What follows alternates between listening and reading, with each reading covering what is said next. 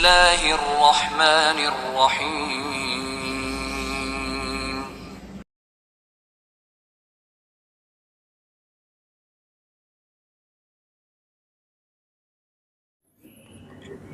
Assalamualaikum warahmatullahi wabarakatuh. Bismillahirrahmanirrahim. Alhamdulillah alladzi bi ni'matihi tatimmus sholihat. Asyhadu an la ilaha illallah wahdahu la syarikalah wa asyhadu anna Muhammadan abduhu wa rasuluh. Allahumma sholli wa sallim ala nabiyyina Muhammadin wa ala alihi wa ashabi ajma'in. Fa ba'du. Bapak Ibu yang dimuliakan Allah, tentu puji syukur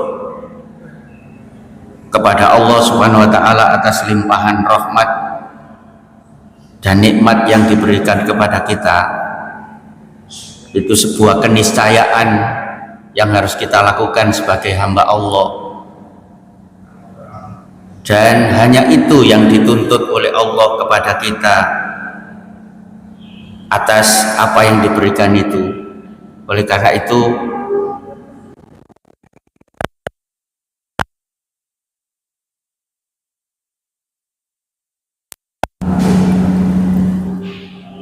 pagi ini saya sengaja untuk membawa Bapak Ibu semuanya pada perkara-perkara yang harus kita ketahui. Tujuannya satu, menata hati agar hati kita nanti tidak kaku, tidak keras, sehingga kemudian apapun yang disampaikan agama itu mudah kita cerna, mudah kita pahami, lalu kita jadikan untuk pedoman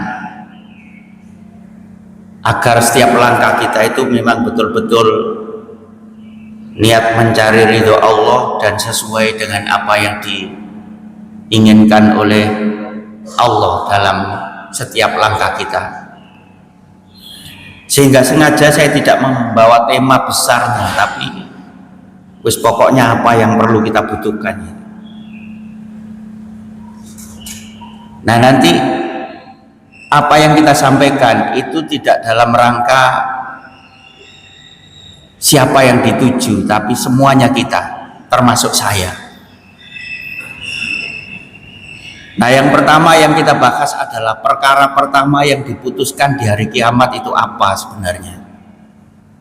Nah, makanya setelah kita mengetahui, hati kita nanti tertata. An Abdillah bin Mas'udin radhiyallahu anhu qala Rasulullah.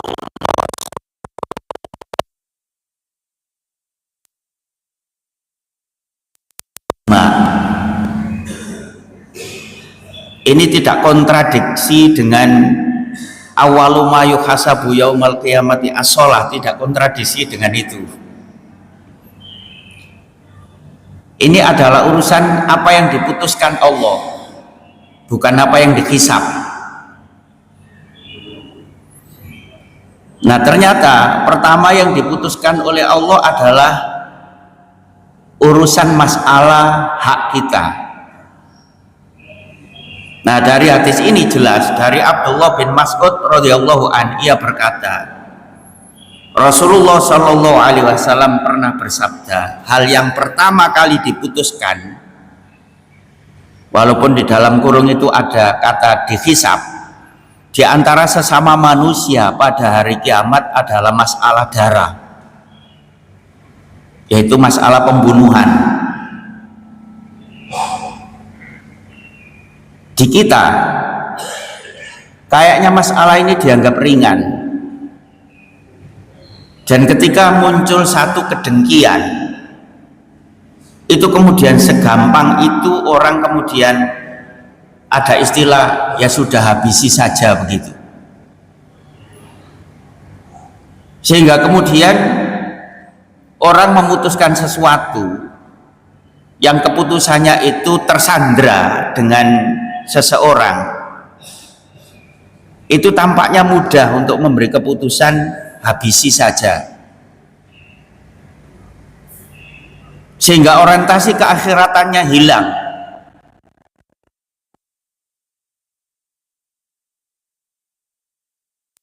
Yang pertama nanti dihisab, kenapa Anda membunuh ini itu, yang menurut kacamata syariat tidak harus dilakukan. Nah tentu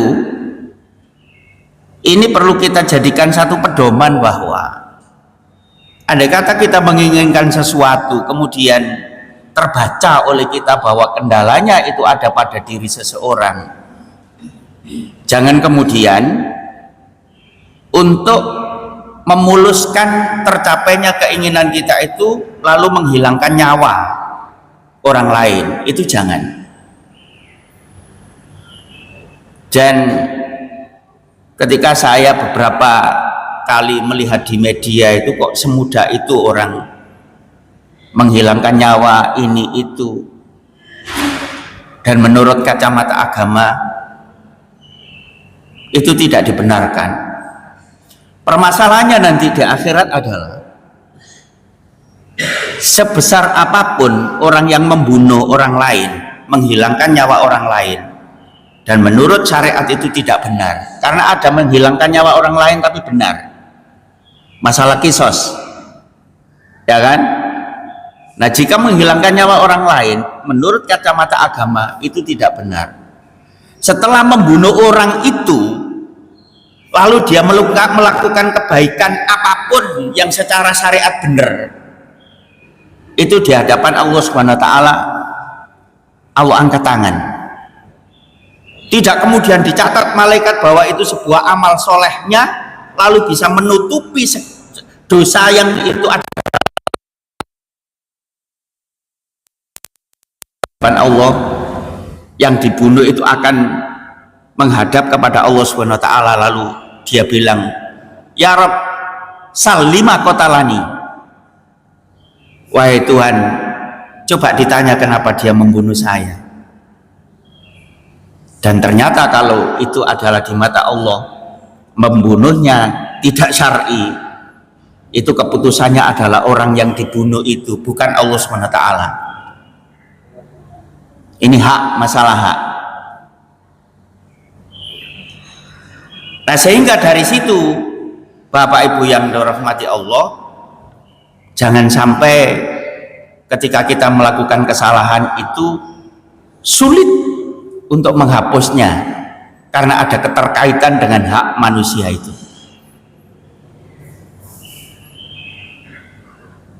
Lalu berikutnya adalah masalah orang pertama yang berlutut di hadapan Allah pada hari kiamat untuk berperkara, itu siapa? An Ali bin Abi Thalib bin radhiyallahu anhu annahu qala ana awwalu man yajthu baina yaday rahmani lil khusumati yaumal qiyamah. Wa qala Qais bin Ubadin wa fihim unzilat hadani khasmani ikhtasamu fi rabbihim. Qala humul ladina tabarazu yauma badrin Hamzatun wa Aliyun wa Ubaidatun au Abu Ubaidata ibnul Harith wa Syaibatu bin Rabi'ah wa Utbatu bin Rabi'ah wal Walidu ibnu Utbah. Terjemahnya adalah dari Ali bin Abi Thalib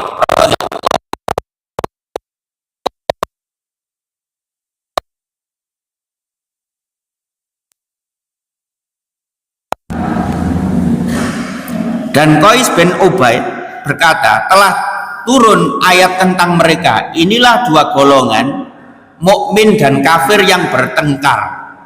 Mereka saling bertengkar mengenai Rabb mereka. Mereka adalah orang yang berperang tanding pada perang Badar, yaitu Hamzah, Ali, Ubaidah atau Abu Ubaidah bin Ali, Al-Harith menghadapi Syaibah bin Rabi'ah, Utbah bin Rabi'ah, dan Al-Walid bin Utbah. Apa maksud hadis ini? Ini masalah kan membunuh. Nah, padahal ini adalah antara orang mukmin dan orang kafir. Kenapa kok harus berlutut dan berperkara? Apakah membunuhnya itu syar'i atau tidak? Mungkin muncul pertanyaan, loh ini kan yang dihadapi orang kafir Ustaz, jelas syar'i. Belum tentu. Belum tentu.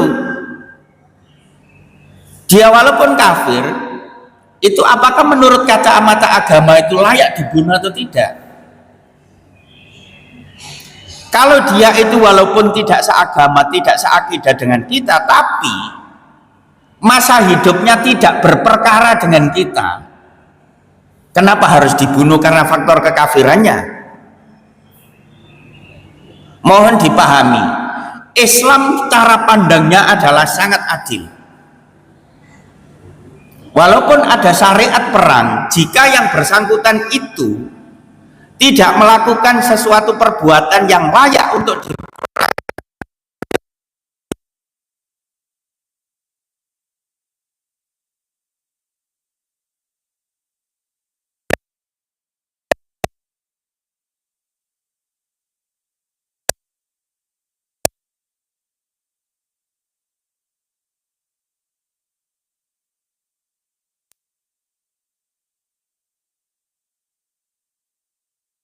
Nah ini Ali dan kawan-kawannya itu berlutut di hadapan Allah, ya Allah saat itu saya membunuh ini, itu orang kafir. Apakah memang saya salah? Ingin mengetahui bahwa membunuhnya itu syar'i atau tidak. Mesti muncul pertanyaan, Ustaz, kalau ada orang membunuh orang kafir, apakah di hadapan Allah dituntut? Kalau memang tidak syar'i dituntut, walaupun itu tidak seakidah, apa salahnya? Kalau hanya faktor beda akidah, sementara dia itu tidak mau membunuh kita, tidak memerangi kita, kenapa harus dihadapi dengan keras? Adil kan Islam itu? Nah itu dalam rangka menata hati kita, sehingga kemudian ketika kita berinteraksi dengan siapapun, itu jangan membuat saringan akidah, lalu kalau tidak seakidah itu adalah musuh kita dan harus diperangi. Tidak begitu Islam itu, tidak begitu, sampai segitunya ukurannya. Nah itu di situ dosa besar sang pembunuh. Yaji'ul qatilu wal maktulu yaumal qiyamah muta'alliqun bi ra'si sahibihi.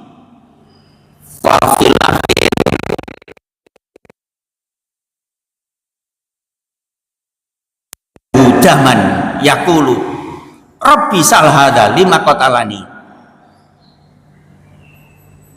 Pembunuh dan korban yang dibunuh akan didatangkan pada hari kiamat dengan menenteng kepala temannya, yaitu si pembunuh itu. Dalam riwayat lain dinyatakan dia korban membawa sang pembunuh, sementara urat lehernya bercucuran darah. Lalu dia berkata di hadapan Allah SWT, ya Allah, tanya orang ini mengapa dia membunuh saya waktu itu. Karena dia menuntut haknya. Sekali lagi, kadang ada orang tidak sabar menyelesaikan masalah di dunia dengan sesama, itu tidak sabar. Dianggap bahwa perkaranya biar cepat selesai, bunuhlah dia. Dan tidak begitu cara menyelesaikan masalah itu. Ternyata Allah punya strategi dalam menyelesaikan masalah ini di hari akhirat itu. Dan ini berlaku kepada siapapun, kita dan semuanya. Dan sekali lagi, dalam kajian ini saya tidak bertujuan untuk menuduh siapa, tapi ini untuk kita semua menata hati. Dan caranya begitu. Perkara yang pertama kali dilihat dihisab pada hari kiamat. Inna awwala ma yuhasabu bil abdu yaumal qiyamati min amalihi. Nah ini yang menyangkut amal kita pribadi.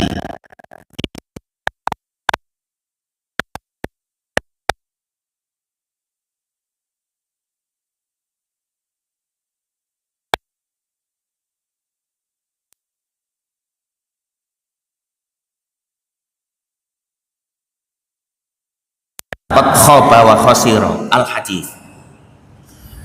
Hadis ini jangan dijadikan pedoman. Walaupun saya mendolimi orang, kalau sholat saya baik, beres semuanya, tidak. Ini menyangkut urusan pribadi, Bapak Ibu. Saya khawatirnya kita salah memahami hadis ini, kemudian ada orang yang membuat pedoman, yang penting sholat saya bagus, kan beres pedomannya, yang lain nanti mengikuti. Tidak begitu. Sholat itu bisa membereskan dan bisa menjamin amalan yang lain, itu urusan pribadi. Kalau ada perkara yang urusan dengan orang lain, Allah tidak melihat sholat kita, tapi mengembalikan sholatmu bagus, tapi kamu punya masalah dengan orang lain, saya angkat tangan, terserah orang itu mau apa. Walaupun nanti ada hadis yang menghibur kita begini, tapi jangan dijadikan syariat loh ya. Di hari akhir, yaumul hisab itu ada dua orang yang berperkara di hadapan Allah Subhanahu wa taala. Lalu yang satu itu punya hak bahwa saya ini dizalimi oleh seseorang dan minta keadilan di hadapan Allah Subhanahu wa taala. Maka kemudian diputuskan oleh Allah, ya sudah,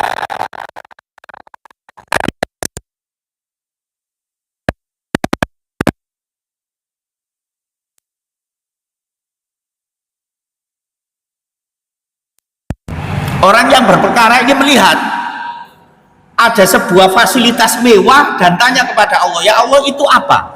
Itu surga. Kok mewah ya Allah? Iya, itu kelas mewah. Lalu bagaimana caranya saya mendapatkan surga itu ya Allah? Dijawab oleh Allah, caranya kamu harus mampu membeli harga surga itu. Berapa harganya?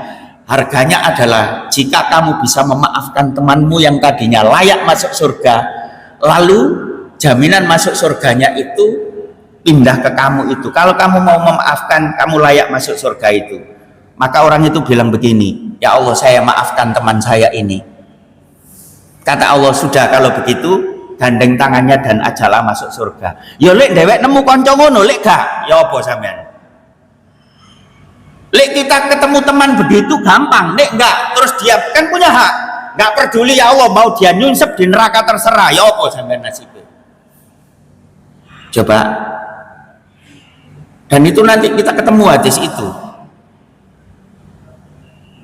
Artinya apa? Tidak gampang untuk menyelesaikan hak orang itu. Nah, sehingga di hadis ini saya ulang, jangan membuat pedoman bahwa kita memperbaiki sholat sementara kita punya kesalahan yang ada irisannya dengan hak Adam. Tidak ada jaminan sholat kita itu. Sehingga ini terjemahannya adalah, sesungguhnya yang pertama kali dihisab pada diri seseorang hamba pada hari kiamat dari amalnya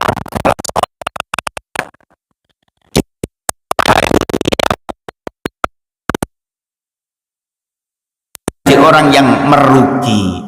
Ini hanya berhubungan dengan amalan yang antara seseorang dengan Allah Subhanahu wa ta'ala.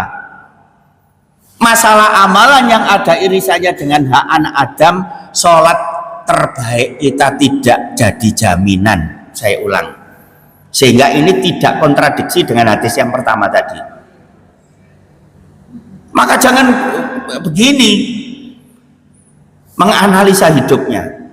Ya Allah, saya punya banyak salah dan kesalahan saya itu adalah sesama anak Adam. Wis kalau gitu saya memperbaiki sholat saya saja. Dalilnya awwalu ma yuhasabu yaumal qiyamati as-sholat. In sholuhat faqad aflaha wa najaha wa in fasadat faqad khasira. Sudah kalau sholat saya baik, saya untung ya Allah. Tidak. Sebenarnya ada solusi. Saya minta kasih tahu. Ada hadis yang gampang dihafal, tapi kadang pemahamannya kita yang kurang. Pesan Nabi, ittaqillaha haitsuma kunta wa atbi'is sayyi'atal hasanata tamhuha wa khaliqin nas bi khuluqin hasan. Saya memahaminya begini.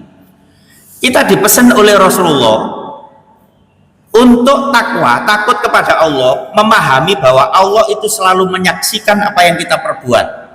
Haitsu makunta itu saya menerjemah dua dimensi. Satu sisi dimanapun kita berada, sekaligus saat menjadi apa. Karena bahasa Arab itu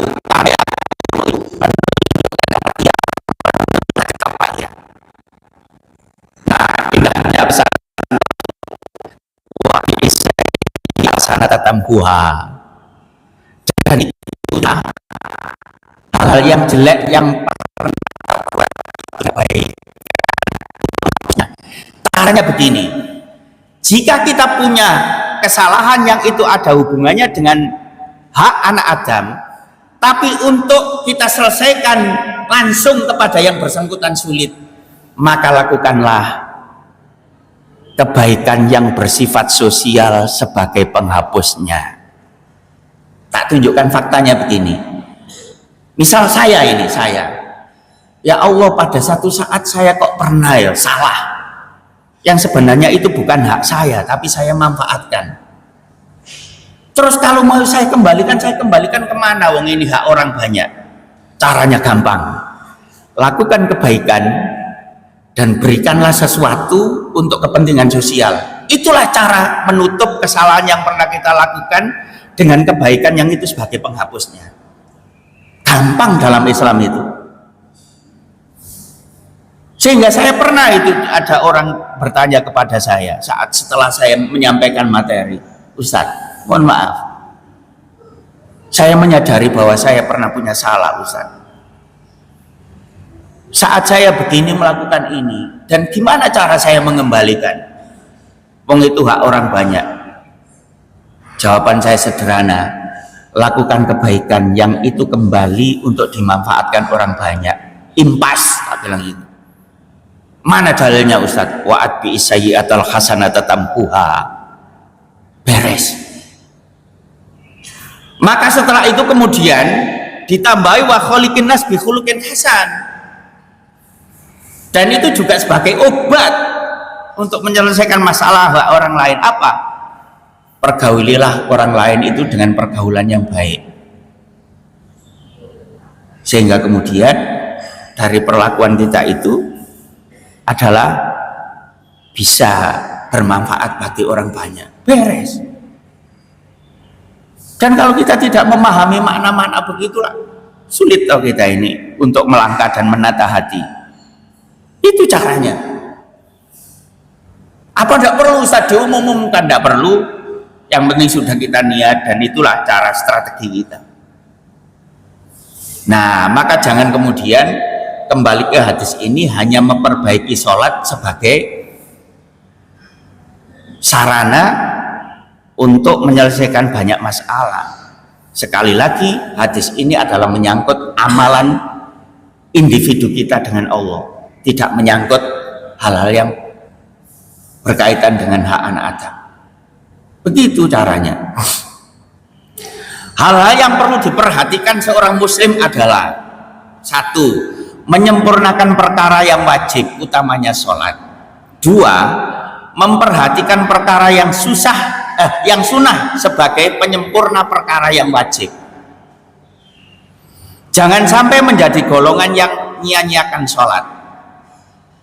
Nah, kasusnya nanti begini, ketika Allah itu menghisap kita sholat, kemudian sholat wajib kita itu tidak sempurna, Allah lo nggak kemudian saklek gini, wes los kan.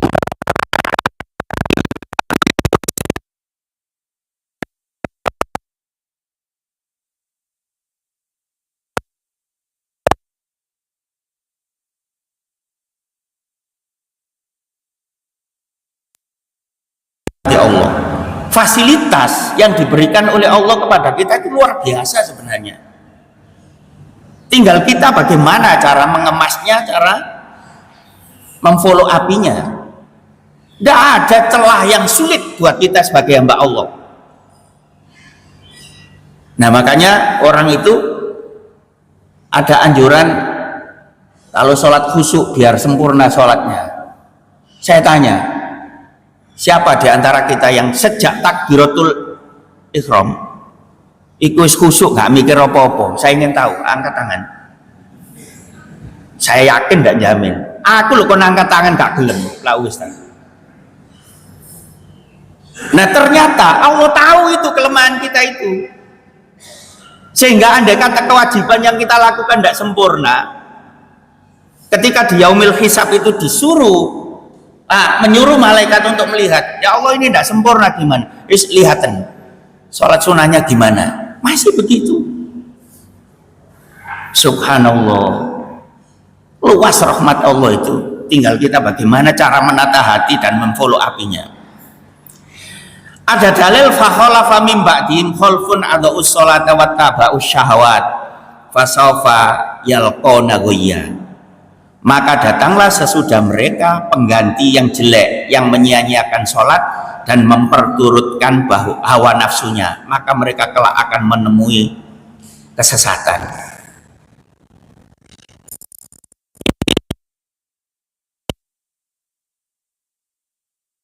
Orang soleh-soleh, generasi setelah kita ini lupa sholat, sudah dikasih peringatan begitu oleh Allah SWT.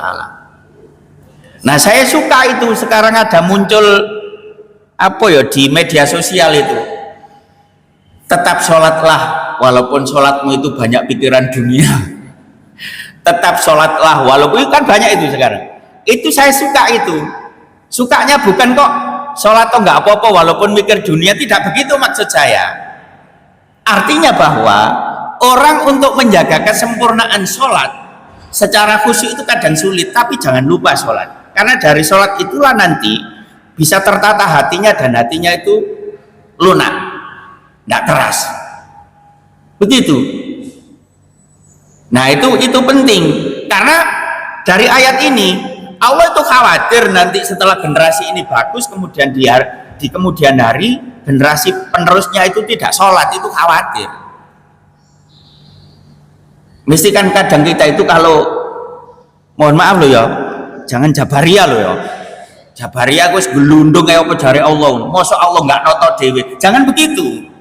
Allah itu walaupun mampu segala-galanya dan maha segala-galanya, itu menunggu upaya manusia bagaimana. Dan itu nanti nikmat gitu kalau kita dapat pahala karena upaya kita itu. Lek jabaria kan enggak. Kenapa Allah menyiksa orang, semua itu takdirnya? Kenapa gitu? Itu jabaria, gelundung tok. Jangan jadi itu. Gitu.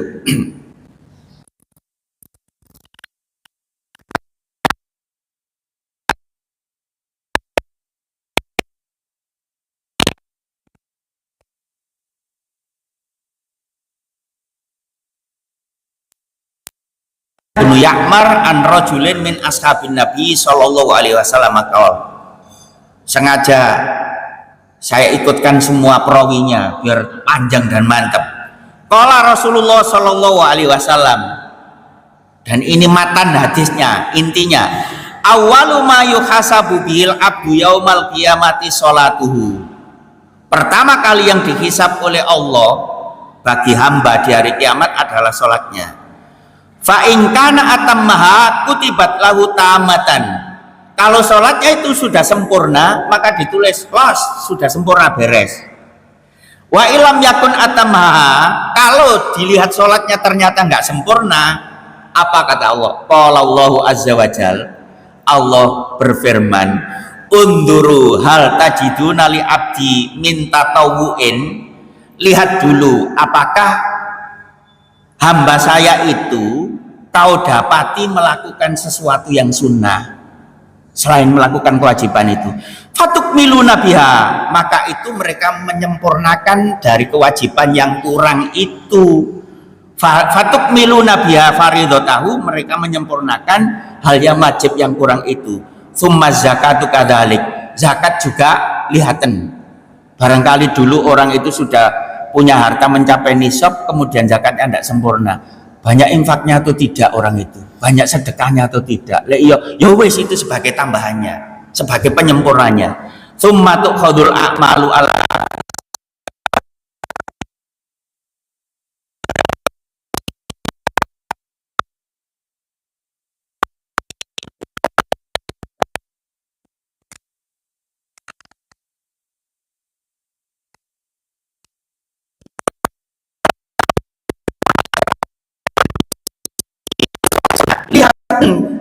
masih gitu, barangkali dia melakukan hal-hal yang sunnah, dan itulah jadikan penyempurnanya.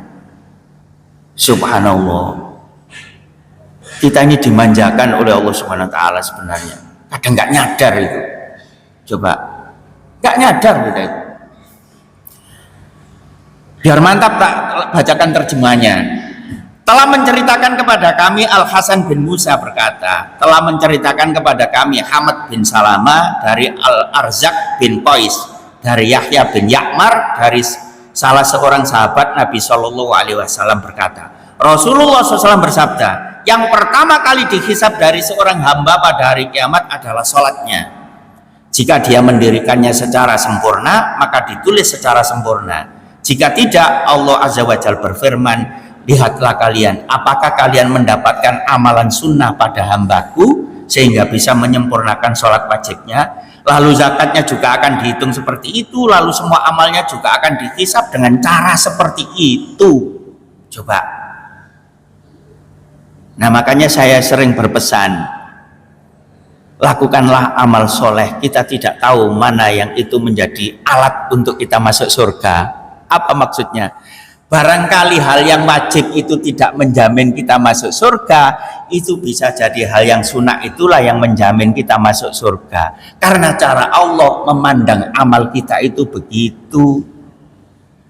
Coba, saya sudah zakat Ustadz, jangan-jangan waktu zakat itu nggak begitu ikhlas. Ya Allah, kok hitungannya berat. Nah, itu kan mengurangi pahala toh. Kata Allah, sudahlah, walaupun saat dia melakukan zakat ada hati begitu, lihatlah hal yang sunnah. Waktu dia memberi 2.000 itu ikhlas banget. Ya wis iku jaminane lho, coba. Waktu dia membeli 5.000 itu ikhlas ya Allah. Ya wis itu jaminannya sebagai penyempurna yang wajib tadi. Kurang apa kita? Nah, begitu. Ini sudah agak ini, tapi itu masih menyangkut sholat. Ini saya nanti tidak ngeritik siapa-siapa loh ya. Tapi di media kan ada tampilan wong sholat tercepat di dunia lah, ada toh sholat tercepat di dunia dan itu viral. Koyok gak sholat itu nggak konten koyok. Tapi ya jare ini sholat menanan nih. Nah, coba sampai lihat, sejelek-jelek pencurian adalah orang yang mencuri sholatnya. Wa haddatsani an Malik an Yahya ibnu Sa'idin an Nu'man ibnu Murrah anna Rasulullah sallallahu alaihi wasallam qala ma tarona fi syaribi wasariqi wazani wa dzalika qabla an yunzala fihim qalu Allahu wa rasuluhu a'lam qala hunna fawahisun wa fihinna uqubatun wa aswa'us sariqatil ladzi yasriqu salatahu qalu wa kaifa yasriqu salatahu ya Rasulullah qala la yutimmu ruku'aha wala sujudaha. Kira-kira kiai ini sing gawe salat tercepat di dunia itu koyok guru ngaji hadis iki. Koyoke lho ya.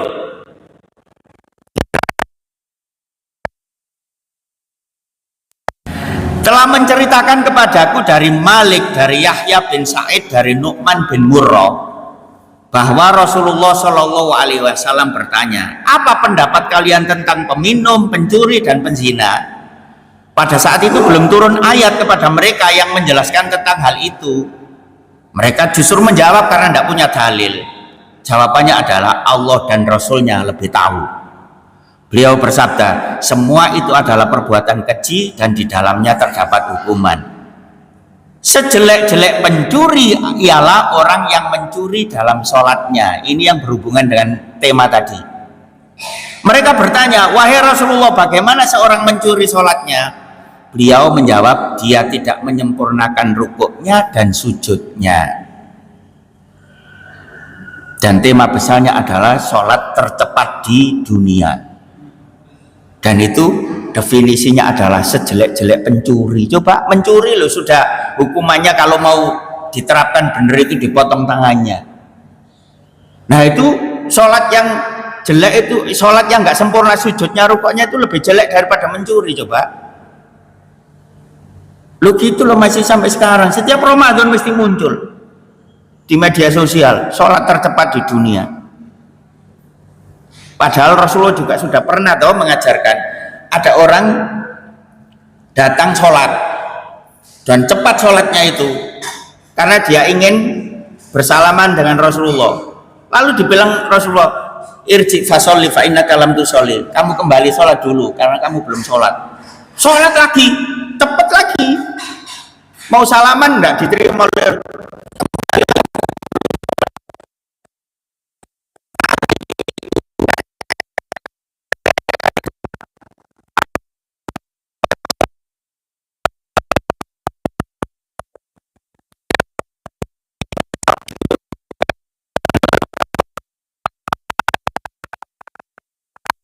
dengan sempurna. Kalau rukuklah dengan sempurna, begitu. Nah, ternyata ada penguat di sini bahwa sejelek-jelek pencuri adalah orang yang mencuri sholatnya. Menjaga kesempurnaan sholat. Idza ahsana rajulus sholata fa atamma ruku'aha wa sujudaha qalatis sholatu hafidzakallahu kama hafidtani. Faturfa wa idza asa'a sholat falam yutimmu ruku'aha wa sujudaha qalatis sholatu dhayya'akallahu kama dhayya'tani. Fatalafa kama yulafu thawbul khalqu fayudrobu biha wajahu. Jadi ternyata sholat yang kita lakukan itu nanti juga menjadi saksi di hadapan Allah Subhanahu wa taala. Dan sholat yang kita lakukan itu nanti itu bisa berubah menjadi makhluk dan dia menjadi hal pembela di hadapan Allah Subhanahu wa taala. Dan dia juga bisa protes. Jika seseorang itu memperbaiki sholatnya, menyempurnakan rukuknya, sujudnya, sholat itu berdoa. Sholat yang kita lakukan ini loh, menjadi perantara untuk mohon kepada Allah. Apa? Sholat itu bilang, semoga Allah menjagamu sebagaimana kamu menjaga saya, kata sholat itu. Lalu ada orang,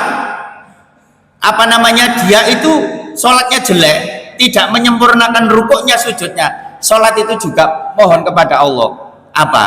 Semoga Allah menterlantarkan kamu sebagaimana kamu menterlantarkan saya, kata sholat itu.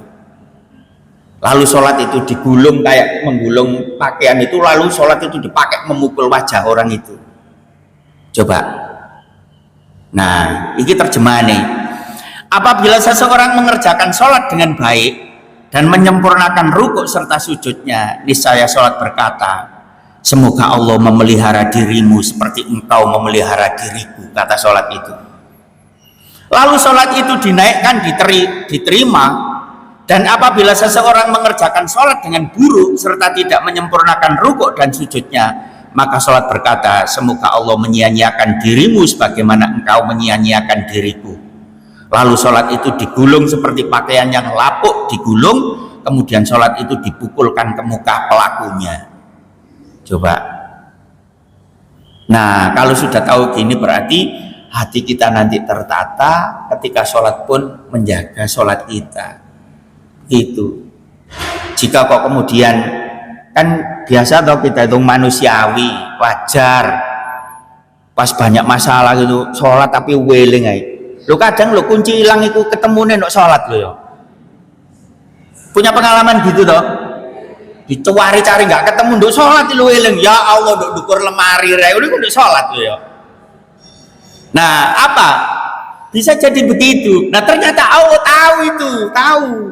Kalau gitu itu sudah dicatat malaikat, maka ketika malaikat laporan, ya Allah orang ini loh sholat ya ingat kuncinya apa? Ya nggak apa-apa, lihatan sholat sunat ya, sholat sunai ada nggak ada? Wah ikut buat penyempurna, lo kurang apa?